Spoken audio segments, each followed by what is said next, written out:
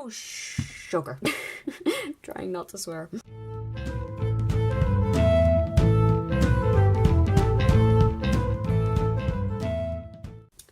Hey guys, welcome back to my channel, or if you're new here, welcome. Today we're going to be doing something that I hope might be the start of a little bit of a series.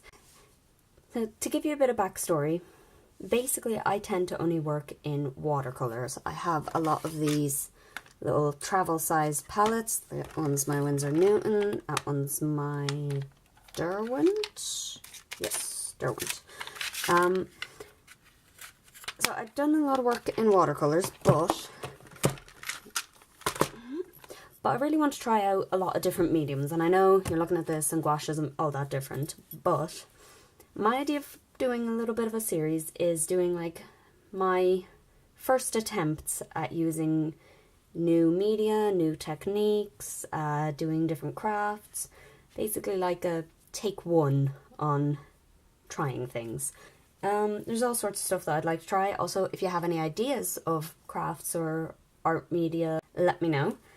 And today I thought I'd start with something relatively simple. As you can see, I have an empty watercolour palette here, and I'm going to be trying to make my own gouache palette. Now, I've used gouache a little bit, but only directly from the tube and watered down an awful lot. And I'm curious to see how it would work in a palette that I can carry around with me, because I really think that will make me use it a lot more. So today I'm going to be putting these into the pans and letting it dry and set into a normal palette, and then maybe another one later we'll try and actually use them. So this should be relatively fast, only if I stop talking. I am by no means a watercolour expert, let me get that out of the way. I say I basically only work in watercolours, and I do, but I dabble. I'm not an expert. I don't know everything, and I've never made a palette before, so if you're looking for detailed instructions on how to do it, you're in the wrong place. Okay, let's put that palette aside. If you're curious as well about where I got anything, these little half pans and this palette I got off AliExpress, and they were pretty cheap. I got 40 half pans for £1 something, and the palette was about £5 or so, including shipping, and they actually got here within about 2 weeks, so it was pretty good. And these are the cheapest gouache paints I could find. They are from The Works, and there is just 12 colours. I'm pretty sure this set cost about £3. So I'm basically going to put all of my paints in my little half pans, and I also got some glycerin. Now this is just glycerin from Boots, so I'm not sure if it will do the job. Like I said, I've never done this before. If you're looking for someone that knows what they're doing, I am not that person. So, from what I have heard, you need to add a few drops to that to stop the paint from cracking. And I did put some of this white gouache into one of the pans just on its own and left it, and it did crack a bit. Let me get that and show you. Yeah, so that's what it looked like. It did crack quite a bit. So I want to try and avoid that because that will annoy me. It's still perfectly usable. It's just not very pretty, so we're going to try and fix that. Haven't quite figured out how. Okay, so I've basically gotten tiny paintbrushes just so I can use the end to kind of mix the glycerin in. Oh, this is going to be such a mess. I just have a sudden feeling that this is going to fail, but let's attempt it. Okay, how much do I even need in this? Sorry about the shadows too. The lighting is a bit drastic. I'll do my best to keep my hands out of the way so the shadows don't completely cover it. How much do I need? Because the other one kind of sank as well. I'd filled this up an awful lot more than that, and it just like shriveled, but I guess it is drying, so it would do. Okay, apparently you need just a few drops of this. Am I even in frame? But I'm going to put this on some tissue so that it's easier to clean up. Let's just see. I always have tissues standby till I just wipe my brushes off when I'm painting, so... Oh, that's not going to pour slowly enough. Oh. Oh, okay, that was three. That was three. Okay. Potential success. My pans are tiny and do not need that much glycerin. Noted. That is the white one. Done.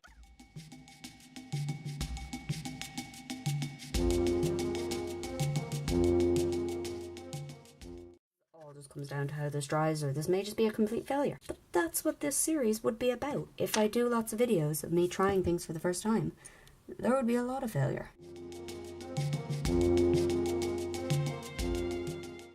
Oh, sugar.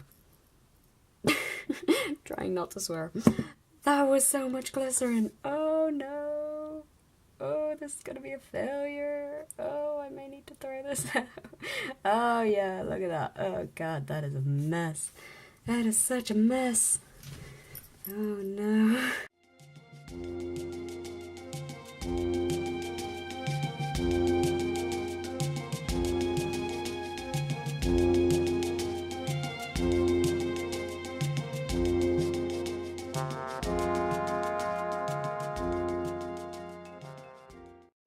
I'm going to use the other one, dip it in there, and see if one drop will come off. Right. Oh, that'll work. That'll work so much better. Okay. One drop. Hell yeah, that works so much better. Why didn't I think of that earlier?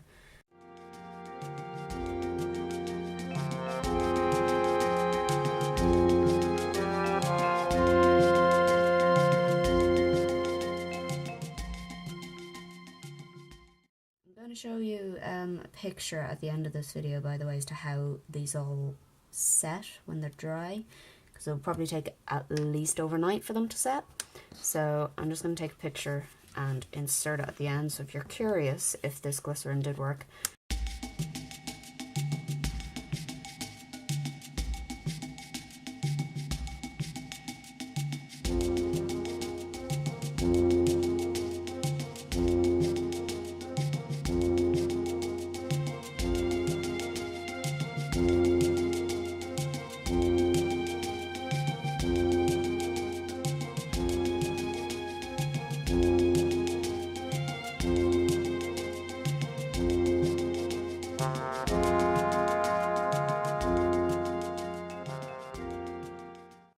So it is a few days later, and I know I said I'd put in a picture of it, but I thought I'm going to be swatching it anyway. I may as well turn on the camera and actually record it again. So this is my little palette. The pans are in here, and it's been 2 days, so they are as dry as they're going to get. Ready? Ta-da! Yeah, so as you can see, it was a bit of a failure, but then I did kind of predict that. So I don't know if it was the glycerin, if I didn't put enough, if I put too much, or if it's the paints, or I don't know, just sheer bad luck. Who knows? So you can see the only one of the paints that didn't crack is the white one here, and that is the one that I thought I had put too much in. So compared there, just pop that on top of the yellow, that's the white one that I showed you before that has no glycerin in it. And all of these ones, they've cracked as much, but kind of in a different way. They've like caved in the center, like especially that one.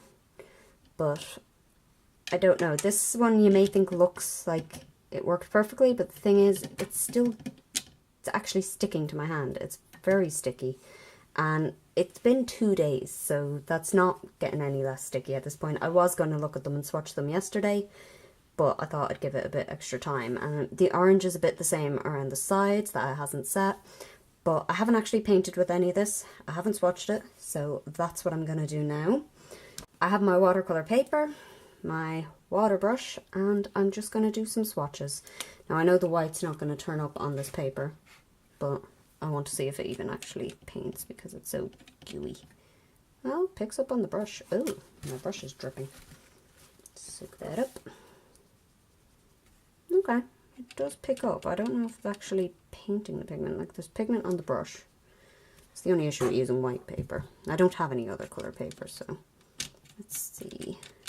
That's one thing. I feel like this palette doesn't hold them steady enough.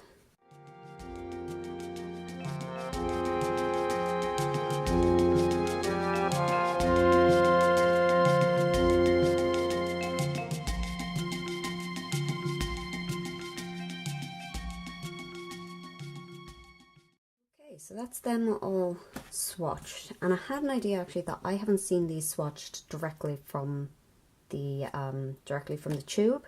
So I'm going to do that. I think I'm going to do that up here just so I can compare. So, okay, so there we have it. Those are directly from the tube and this is out of the pan. There's actually not that much of a difference than I thought there would be. So some of them are a bit different. So this one actually almost looks more opaque out of the pan than it does out of the tube. Whereas this one's definitely more opaque out of the tube. Naturally, you can get like so much darker along the sides. So like the black, the purple, this blue, those are so much more opaque from the tube because you can get that thicker amount of paint at the beginning. But I actually think they would be better obviously if I sprayed water over them to start, but I want to test them how I actually use them. And because I tend to just bring my watercolour palettes with me as I go, I don't tend to have something to spray water on it. So I just use my water brushes in general. But that's them swatched for now. So I'm going to make a little swatch card. Now, I'm just putting in that extra pan there to keep that row from shaking while I swatch. I'm not going to use this white, I'm going to use this one.